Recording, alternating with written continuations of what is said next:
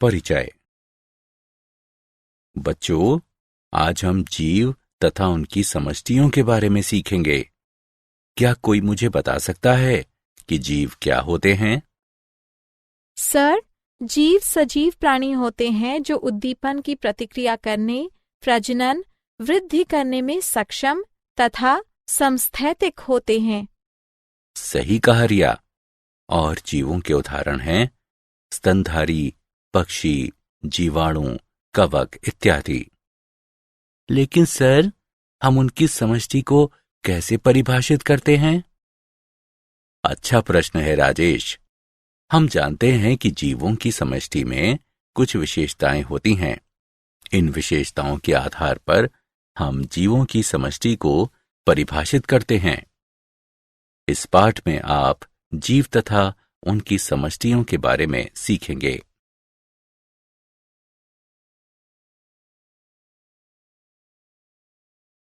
उद्देश्य। इस पाठ के अंत में आप निम्न करने में सक्षम हो जाएंगे। प्रमुख अजैव कारकों की चर्चा करना, अजैव कारकों के प्रति अनुक्रियाओं का वर्णन करना, अनुकूलन का वर्णन करना, समष्टि एवं इसके लक्षणों को परिभाषित करना, समष्टि वृद्धि की चर्चा करना, वृद्धि मॉडल की व्याख्या करना, जीवन वृत्त विभिन्नताओं की चर्चा करना, समष्टि पारस्परिक क्रियाओं की व्याख्या करना।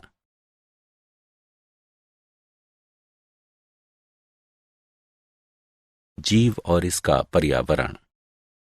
प्रकृति में दो संकुल हैं, अन्योन्य आश्रित पारस्परिक अभिक्रिया और परस्पर संबद्ध संस्थाएं, जीव तथा पर्यावरण। जीव केवल उपयुक्त वातावरण में जीवित रह सकते हैं, एक दूसरे को प्रभावित कर सकते हैं तथा पर्यावरणीय कारकों के पूर्ण संकुल द्वारा प्रभावित हो सकते हैं। पारिस्थितिकी जीव विज्ञान की एक शाखा है जो जीव तथा पर्यावरण के बीच होने वाली पारस्परिक क्रियाओं के अध्ययन से संबंधित है। जीवोम उन जीवों का एक प्रमुख पारिस्थितिकी समुदाय है जो एक विशिष्ट जलवायु या विशाल भौगोलिक क्षेत्र जहां वे पाए जाते हैं उनकी पर्यावरणीय दशा के लिए अनुकूलित होते हैं। आवास को उस स्थान के रूप में परिभाषित करते हैं जहां कोई जीव या जैविक समष्टि सामान्य रूप से रहता है या पाया जाता है। प्रमुख अजैव कारक। शब्द अजैव पारिस्थितिकी तंत्र के निर्जीव या भौतिक घटकों को संदर्भित करता है। ये हैं तापमान, जल, प्रकाश, मृदा। तापमान। सभी जीव तापमान के न्यूनतम तथा अधिकतम परास के बीच जीवित रहने के लिए अनुकूलित होते हैं। पृथ्वी की सतह पर अलग अलग क्षेत्रों में अलग अलग तापमान होता है, जबकि कुछ जंतु तथा पौधे अत्यधिक गर्मी या अत्यधिक ठंड सहन कर सकते हैं और कुछ मध्यम तापमान वाले परास में अच्छी तरह से वृद्धि कर सकते हैं। ऐसे भी जंतु हैं जिनके शरीर का तापमान विभिन्न पर्यावरणीय स्थितियों में घटता बढ़ता रहता है। मछली और मेढक जैसे जंतु असमतापी कहलाते हैं। जंतु जो अपने शरीर के तापमान को परिवेश के तापमान के अनुसार नियंत्रित कर सकते हैं होम्योथर्मल या समतापी कहलाते हैं। भौगोलिक प्रक्रियाओं में तापमान भी महत्वपूर्ण भूमिका निभाता है। हवाओं तथा पृथ्वी की घूर्णन के साथ साथ विभिन्न समुद्री जल के तापमान में अंतर समुद्री धाराओं को उत्पन्न करता है। जल। जल पारिस्थितिकी तंत्र का एक अजैव कारक है।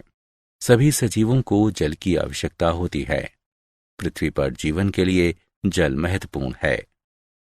जल घुलित गैसों जैसे कि जलीय जीवों के लिए आवश्यक ऑक्सीजन तथा जलीय पौधों के लिए आवश्यक कार्बन डाइऑक्साइड का परिवहन करता है और तापमान परिवर्तनों के बड़े प्रभावों को कम करने के लिए जल के निकाय ऊष्मा अभिगम के रूप में कार्य करते हैं। इस प्रकार सजीवों के लिए अधिक स्थिर वातावरण बनाने में मदद करता है। जल कोशिकाओं के भीतर एक महत्वपूर्ण जैव रासायनिक घटक भी है, जहां प्रकाश संश्लेषण जैसी अनेक महत्वपूर्ण प्रक्रियाओं में इसके हाइड्रोजन तथा ऑक्सीजन परमाणु योगदान करते हैं।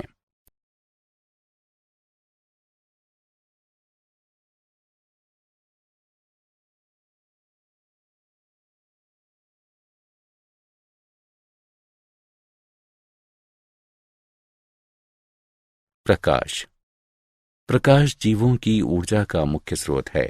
अधिकतर पौधे प्रकाश संश्लेषण की प्रक्रिया के लिए सूर्य के प्रकाश का उपयोग करते हैं, जहां प्रकाश की ऊर्जा रासायनिक ऊर्जा में और उसके बाद जटिल कार्बनिक पदार्थों में परिवर्तित हो जाती है। प्रकाश अन्य जैविक प्रक्रियाओं के लिए भी महत्वपूर्ण है, जैसे कि पौधों में पुष्पन, जंतुओं में दृष्टि और पक्षियों का प्रवासन। भोजन और ऑक्सीजन दोनों का उत्पादन प्रकाश पर निर्भर करता है। भोजन स्रोत के रूप में पौधे जंतुओं के लिए अप्रत्यक्ष रूप से ऊर्जा स्थानांतरित करते हैं। प्रकाश की तीव्रता जंतुओं को प्रभावित करती है, जैसे कि उनकी त्वचा का रंग, संवेदनशीलता, दृष्टि आदि। कीट भी पुष्पों के बीच अंतर करने के लिए पराबैंगनी प्रकाश का उपयोग करते हैं। मृदा मृदा अधिकांश स्थल आधारित पारिस्थितिकी तंत्रों के लिए बुनियादी माध्यम है। मृदा एक जटिल एवं विविध पदार्थ है। मृदा नाइट्रोजन चक्र में महत्वपूर्ण भूमिका निभाता है, क्योंकि ये नाइट्रोजन स्थिरीकरण तथा विनाइट्रीकरण दोनों का स्थल है। मृदा अकार्बनिक खनिज तत्वों का एक प्राकृतिक भंडार है, जो सजीवों के लिए महत्वपूर्ण होते हैं। तत्व जैसे आयरन, जिंक, कैल्शियम और फास्फोरस। बेहतर मृदा में ह्यूमस नामक बहुत सारा कार्बनिक पदार्थ भी होता है, जो सजीवों से बनता है। ह्यूमस युक्त मृदा पादप जीवन को बहुत अधिक सहारा प्रदान करती है। अजैव कारकों के प्रति अनुक्रियाएं प्रक्रिया जिसके द्वारा जीव विविध बाह्य दशाओं के तहत अपेक्षाकृत स्थिर आंतरिक पर्यावरण बनाए रखते हैं, समस्थापन कहलाती है। आंतरोष्मी प्राणियों में उपापचय पथ और एंजाइम प्रायः लगभग 37 डिग्री सेल्सियस तापमान पर सुचारू रूप से कार्य करते हैं। ये प्राणी स्थिर शरीर तापमान बनाए रखकर अपनी स्थिर उपापचयी क्रियाओं को बनाए रखने में सक्षम होते हैं। ये गर्मियों में अपने शरीर से जल के वाष्पीकरण के माध्यम से तथा सर्दियों के ठंडे मौसम में फर, पिच, वसा की उपचर्म परत आदि की रोधी क्रिया द्वारा किया जाता है। इस प्रकार अंतरोष्मी प्राणी ऊष्मा की क्षति को कम करने के लिए विभिन्न प्रकार के अनुकूलन प्रदर्शित करके ठंडी स्थितियों में भी सक्रिय बने रहने में सक्षम होते हैं।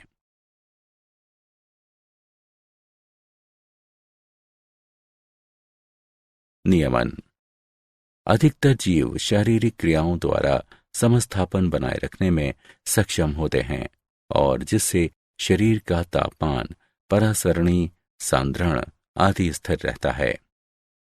अधिकतर स्तनधारी मस्तिष्क में पाई जाने वाली हाइपोथैलेमस नामक ग्रंथि के द्वारा शरीर का तापमान नियंत्रण करते हैं।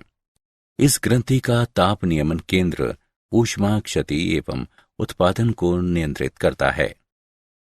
ये केंद्र त्वचा के निकटवर्ती ग्राहियों से निकलने वाले तंत्रिका आवेगों तथा इससे होकर बहने वाले रक्त के तापमान से प्रभावित होता है।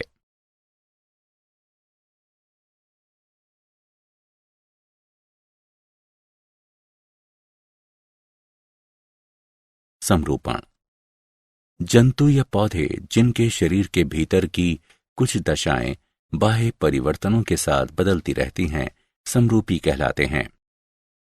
अधिकतर जंतु और लगभग सभी पौधे एक स्थिर आंतरिकी पर्यावरण नहीं बनाए रख सकते।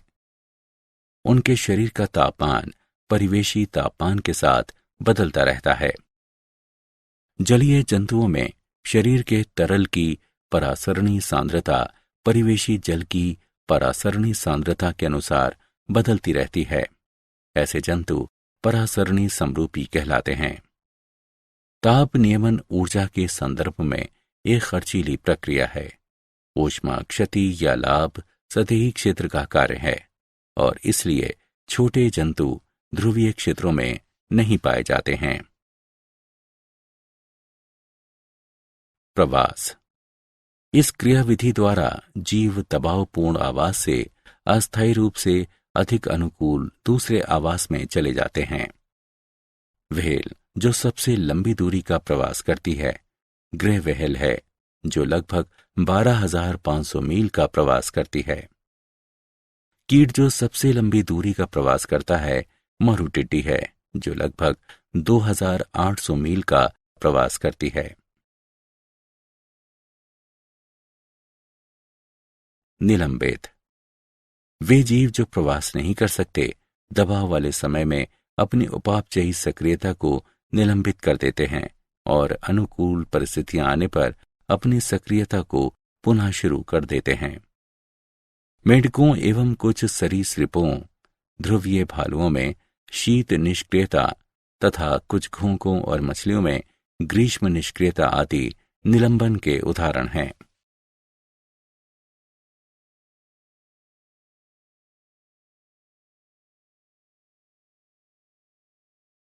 अनुकूलन। किसी पर्यावरण के अधिक अनुकूल बनने के लिए जीव के व्यवहार, कार्यकी एवं संरचना में समायोजन या परिवर्तन अनुकूलन कहलाता है। कुछ अनुकूलन हैं। सबसे महत्वपूर्ण समुदाय या कुटुंब वर्गों में एक साथ रहने की आदत। जंतु समान प्रजाति के अन्य सदस्यों के साथ समय बिताकर बहुत सारा लाभ प्राप्त कर सकते हैं। वे भोजन खोजने, शिकारियों के विरुद्ध रक्षा तथा अपने बच्चों की देखभाल करने में एक दूसरे की मदद कर सकते हैं। वृश्चिक मीन तथा पत्ती वाले मेंढक सहित जंतुओं की अनेक प्रजातियां अपने परिवेश से मेल करने के लिए अपना रूप बदल सकती हैं।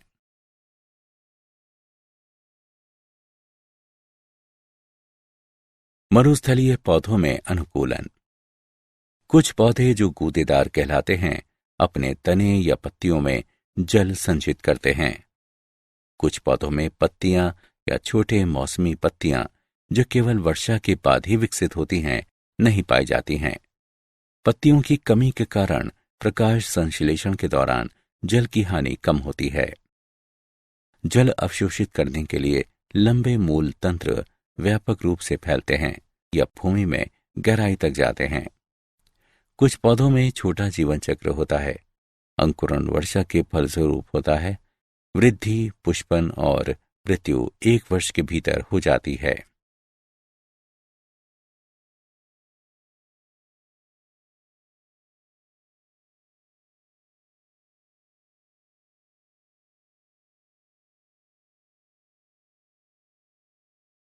उष्णकटिबंधीय वर्षावनों में अनुकूलन।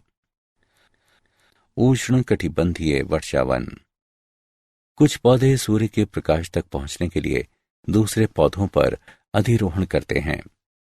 कुछ पौधे सूर्य के प्रकाश तक पहुंचने के लिए दूसरे पौधों पर वृद्धि करते हैं।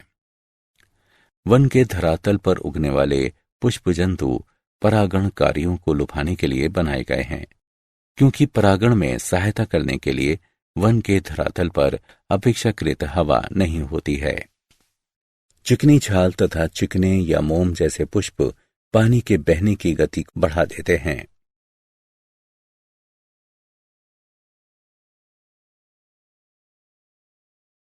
समष्टियां।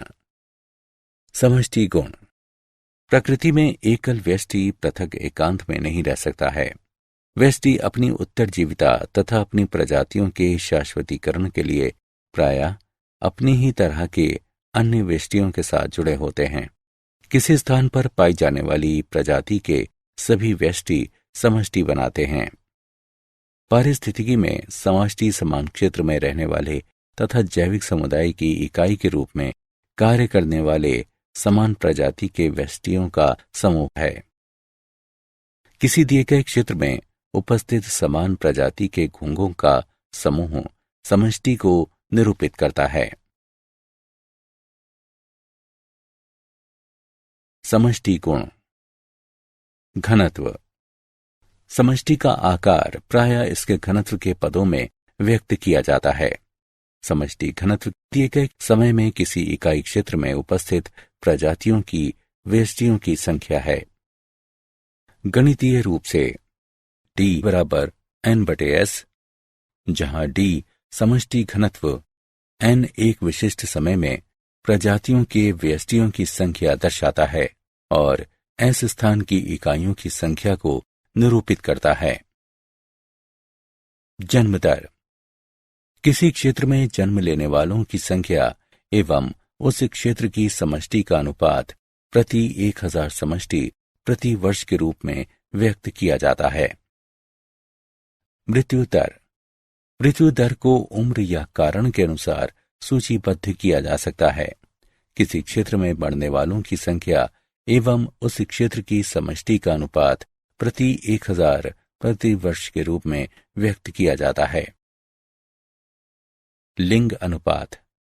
एक दी गई समष्टि में नर एवं मादा का अनुपात प्रायः प्रति 100 मादाओं पर नरों की संख्या के रूप में व्यक्त किया जाता है।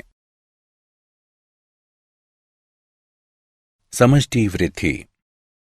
समष्टि का आकार स्थैतिक प्राचल नहीं है, लेकिन ये समय के साथ बदलता रहता है, क्योंकि ये विभिन्न कारकों जैसे कि मौसमी परिवर्तनों, आहार उपलब्धता आदि पर निर्भर करता है। 4 मूलभूत पराक्रम जो एक विशिष्ट क्षेत्र की समष्टि के घनत्व को परिवर्तित करने में महत्वपूर्ण भूमिका निभाते हैं, वे हैं। जन्म दर। जन्म दर एक दी गई अवधि के दौरान एक विशिष्ट क्षेत्र में जन्म लेने वालों की कुल संख्या एवं कुल समष्टि का अनुपात है। इसे B से प्रदर्शित किया जाता है। मृत्यु दर। इसे समष्टि में मरने वालों की कुल संख्या एवं कुल समष्टि के अनुपात के रूप में परिभाषित किया जाता है। इसे D से प्रदर्शित किया जाता है। आप्रवासन। जब लोग या जंतु किसी देश में आकर बसते हैं तो उस देश के मूल निवासी नहीं होते हैं। इसे I से प्रदर्शित किया जाता है। उद्प्रवासन। ये एक तरह से स्थानीय समष्टि से व्यष्टियों के बाहर जाने को दर्शाता है, जिसके परिणाम स्वरूप समष्टि में कमी आती है। इसे E से प्रदर्शित किया जाता है। यदि समय T में N समष्टि घनत्व है तो समय T+1 में इसका घनत्व है NT+1 बराबर NT+B + I - T+E।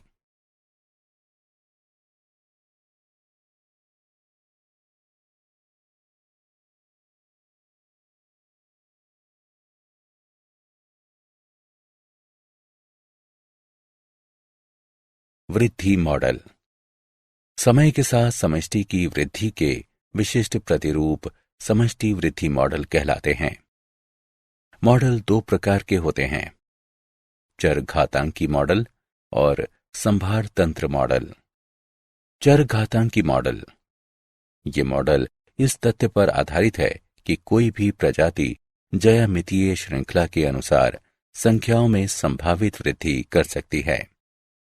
उदाहरण के लिए, यदि प्रजाति में अनतिव्यापी समष्टियां हैं और प्रत्येक जीव R संतति उत्पन्न करता है तो NPDT बराबर 0, 1, 2 और इसी तरह आगे में समष्टि संख्या बराबर है। NT बराबर N0 गुणा R की घात T। जब T बड़ा है तो समीकरण एक चरघातांकी पराक्रम द्वारा लगभग सही अनुमान लगाया जा सकता है। NT बराबर N0 e की घात RT। यहां 3 संभावित परिणाम हैं। समष्टि में चरघातांकी तरीके से गिरावट आती है, समष्टि में चरघातांकी तरीके से वृद्धि होती है। समष्टि चरघातांकी मॉडल के अनुप्रयोग को परिवर्तित नहीं करती।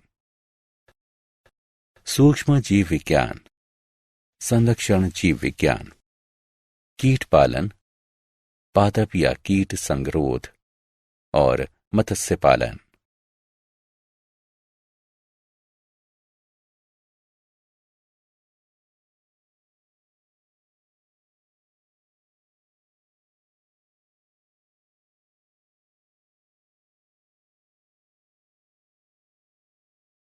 संभार तंत्र मॉडल। संभार तंत्र मॉडल के अनुसार समष्टि वृद्धि की दर सीमित हो सकती है, अर्थात समष्टि घनत्व पर निर्भर हो सकती है।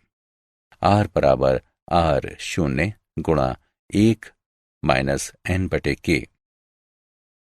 कम घनत्व पर अर्थात nk से बहुत ही कम है, समष्टि वृद्धि दर अधिकतम और R0 के बराबर होती है। समष्टि वृद्धि दर समष्टि संख्याओं n के साथ घटती जाती है और जब n बराबर k तो 0 पर पहुंचती है। प्राचल k समष्टि वृद्धि की अधिकतम संभव सीमा है और पोषण क्षमता कहलाती है। यदि समष्टि संख्याएं k से अधिक हैं तो समष्टि वृद्धि दर ऋणात्मक हो जाती है और समष्टि संख्याएं घट जाती हैं। समष्टि की गतिकी का विभेदक समीकरण द्वारा वर्णन किया जाता है। dn/dt बराबर Rn बराबर R0n गुणा 1 माइनस n/k। जीवन वृत्त विभिन्नता। उपलब्ध आवास का उपयोग करके जीव सर्वाधिक दक्ष जनन युक्ति की ओर विकास करते हैं। कुछ जीव अपने जीवन काल में केवल एक बार प्रजनन करते हैं। उदाहरण के लिए प्रशांत महासागरीय सामन मछली, बांस आदि। और कुछ जीव अपने जीवन में कई बार प्रजनन करते हैं। उदाहरण के लिए अधिकांश स्तनधारी और पक्षी। जीव का विकास जीवीय तथा अजीवीय कारकों पर निर्भर करता है।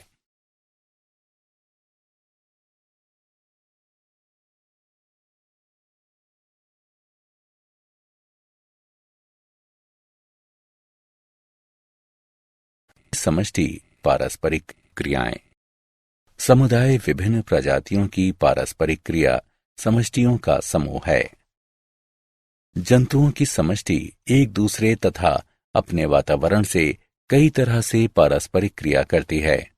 समष्टि की प्राथमिक पारस्परिक क्रियाओं में से एक पारस्परिक क्रिया अपने वातावरण तथा अन्य समष्टियों के साथ है, जिसका कारण भरण व्यवहार है।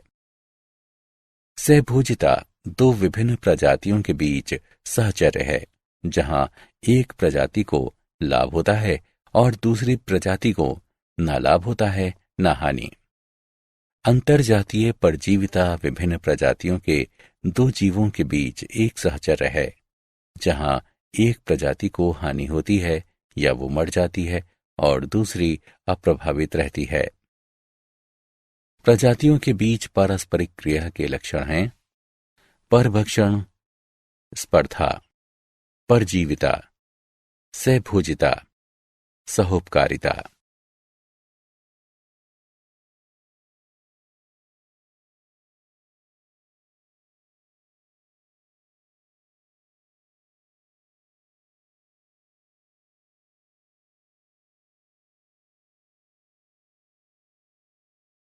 परभक्षण अलग अलग प्रजातियों के दो जीवों के बीच सहजीवी संबंध का रूप, जिसमें एक शिकारी के रूप में कार्य करता है, जो शिकारी के रूप में कार्य करने वाले दूसरे जीव का शिकार करके भक्षण करता है। परभक्षण एक प्रक्रिया है जो पारिस्थितिकी समुदायों में प्रजातियों के वितरण, उनकी प्रचुरता और विविधता को प्रभावित करने में बहुत महत्वपूर्ण भूमिका निभाता है। सफल परभक्षण शिकारी के समष्टि आकार में वृद्धि करता है और शिकार के समष्टि आकार को घटित करता है। शिकार समष्टि पर पड़ने वाले ये प्रभाव अन्य प्रजातियों की प्रचुरताओं को अप्रत्यक्ष रूप से परिवर्तित करते हैं। परभक्षण के ऐसे अप्रत्यक्ष प्रभावों का एक उदाहरण पोषणज सोपान है। पोषणज सोपान तब होता है जब पौधों या अन्य प्रजातियों को, जो शिकारी द्वारा प्रत्यक्ष रूप से नहीं खाए जाते हैं, प्रभावित करने के लिए परभक्षण सोपान के प्रभाव खाद्य श्रृंखला में नीचे चले जाते हैं। परभक्षण उन प्रजातियों की संख्या घटा या बढ़ा सकता है जो समुदाय में एक साथ रहती हैं। ये पर्यावरण की अनुकूल तथा पसंदीदा शिकार प्रजातियों की प्रतिस्पर्धी स्थिति पर निर्भर करता है।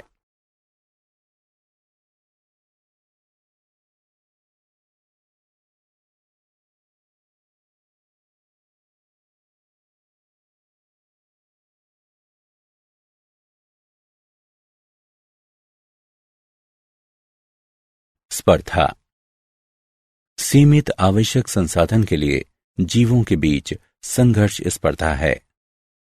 आंतरजातीय स्पर्धा तब होती है जब समान प्रजाति के जीव एक ही समय पर समान संसाधन का उपयोग करते हैं। अंतरजातीय स्पर्धा तब होती है जब असमान प्रजाति के जीव एक ही समय पर समान संसाधन का उपयोग करते हैं। स्पर्धी अपवर्जन तब होता है जब एक प्रजाति संसाधन प्राप्त करने में दूसरी प्रजाति से बेहतर होती है। इस तरह समय के साथ साथ घटिया स्पर्धी अंततः समुदाय से विलुप्त हो जाते हैं। संसाधन विभाजन तब होता है जब दो प्रजातियां अलग अलग तरीके से संसाधन का उपयोग करना शुरू करती हैं। इस तरह दोनों प्रजातियां सह अस्तित्व के लिए सक्षम होती हैं।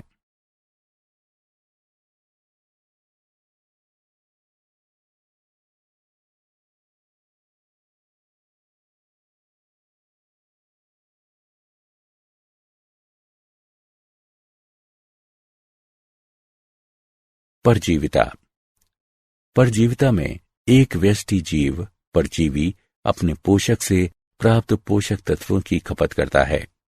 फलस्वरूप पोषक का स्वास्थ्य कमजोर हो जाता है। कई स्थितियों में परजीवी पोषक जीव में रोग उत्पन्न कर सकते हैं। इस स्थिति में उन्हें रोगजनक माना जाता है। हम परजीवियों को दो श्रेणियों में विभाजित करते हैं। अतः परजीवी जीव जो अपने पोषक के शरीर के भीतर रहते हैं। अंतः परजीवी के उदाहरण हैं फ्लूक, फीता कृमि, कवक, जीवाणु और प्रोटोजोआ। बाह्य परजीवी जीव जो अपने पोषक के शरीर के बाहर रहते हैं और आहार पूर्ति करते हैं। बाह्य परजीवी में कलनी यानी टिक्स एवं जूं, पौधे, प्रोटोजोआ, जीवाणु और कवक शामिल हैं। पौधे और जंतु आमतौर पर पोषकों के रूप में कार्य करते हैं।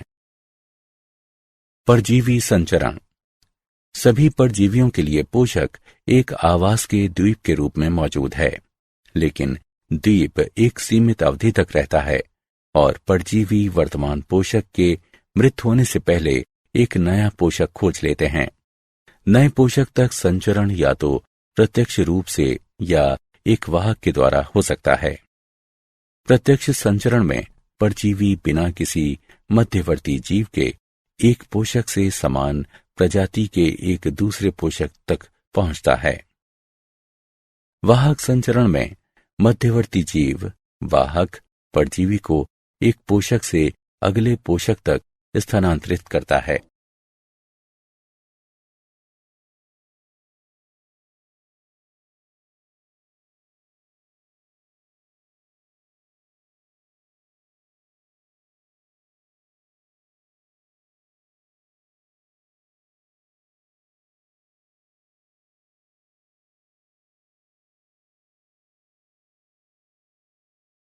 सहभोजिता सहभोजिता दो जीवों के बीच संबंध है जहां एक जीव को लाभ होता है और दूसरा अप्रभावित रहता है। उदाहरण के लिए मुक्ता मीन शिकारियों से बचने के लिए समुद्री खीरे का उपयोग करती है। मुक्ता मीन समुद्री खीरे की गुदा में रहती हैं। ये पहले निचले भाग पर स्थित छिद्र में आश्रय लेती हैं ताकि इसका सिर बाहर निकल सके। जब मुक्ता मीन का शिकारी निकट आता है तो ये अपना सिर इसके अंदर कर लेती हैं ताकि इसका पता न लगाया जा सके। समुद्री खीरा इस गतिविधि से अप्रभावित रहता है।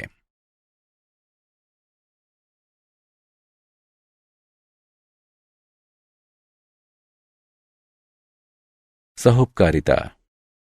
सहोपकारिता दो अलग अलग प्रजातियों के जीवों के बीच सहचर्य है जिसमें दोनों जातियों को लाभ होता है।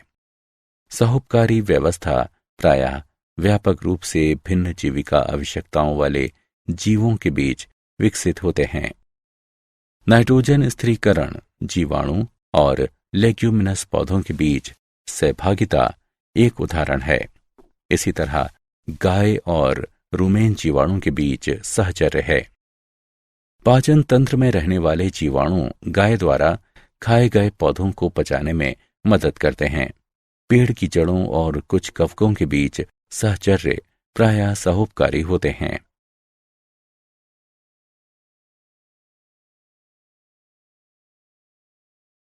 क्या आप जानते हैं कवक पारिस्थितिकी तंत्र के अलग अलग घटकों के बीच संतुलन बनाने के लिए आवश्यक हैं और जीवन के स्थायित्व एवं निरंतरता की गारंटी हैं।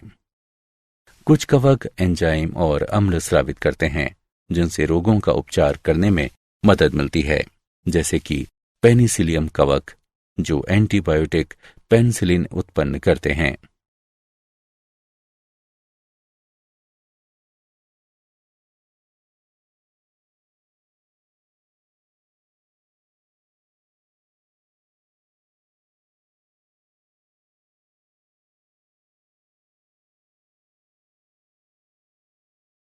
सारांश। आइए हमने जो कुछ सीखा है उसे संक्षेप में दोहराएं। प्रकृति में दो संकुल हैं, अन्योन्याश्रित पारस्परिक अभिक्रिया और परस्पर संबद्ध संस्थाएं, जीव तथा पर्यावरण। शब्द अजैव पारिस्थितिकी तंत्र के निर्जीव या भौतिक घटकों को संदर्भित करता है। प्रक्रिया जिसके द्वारा जीव विविध बाह्य दशाओं के तहत अपेक्षाकृत स्थिर आंतरिक पर्यावरण बनाए रखते हैं, समस्थापन कहलाती है। जंतु या पौधे जिनके शरीर के भीतर की कुछ दशाएं बाह्य परिवर्तनों के साथ बदलती रहती हैं, समरूपी कहलाते हैं।